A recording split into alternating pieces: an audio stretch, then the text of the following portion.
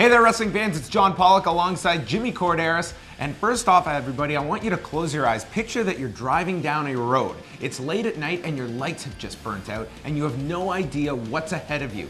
Well, that is called Victory Road, everybody, because that is what we're heading down because we have no idea what's coming up this Sunday, Jimmy. Yeah, coming out of TNA Impact this week, we have one match announced, and that is Beer Money versus Inc. for the TNA Tag Team titles. That is the one match that has been announced on television 10 days out from the show. And first of all, Jimmy, I think in the ring this will be a good match, but hardly a match that people are going to be spending $35 to see. Well, I'm not emotionally interested in this match because there was no build to it. It was just basically Inc. coming out on the stage, issuing a challenge with the little book there, and that was it. Did you know that that book that Shannon uses, the Book of Dilly Gaff, is also the same book they use for pay-per-view booking?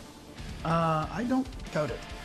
We've also got, courtesy of the Wrestling Observer newsletter, we have found out the main event for the pay-per-view, Jimmy. It's a big secret. It's going to be Jeff Hardy challenging Sting for the TNA title. Sting recently coming back. What are your thoughts on putting the belt onto Sting, and is this going to be a short title reign? Well, I think it's going to be a short title reign. I don't see any long-term benefit of having Sting as the TNA World Heavyweight Champion.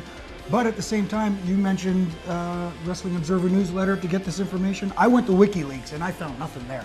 Without Dave Meltzer and Julian Assange, I don't know how we would find out what the main event of this pay-per-view would be. But that brings up a good point, Jimmy, because TNA right now, unlike WWE, they're not making significant profits on these monthly pay-per-views. I would just cut them down to 4 shows a year, build those up strongly, rather than having a monthly pay-per-view, which seems more like a chore for them to have to promote, rather than just having shows that you can organically build to and have interest in. Well, you said it's a chore for them to promote. They're not even promoting the pay-per-views, which is the problem in the first place. Like you said, 4 pay-per-views, even 6. Have one every other month, give them time to develop. Instead of using your pay-per-view to build to your television show, do it the right way and have your television show build to your pay-per-view.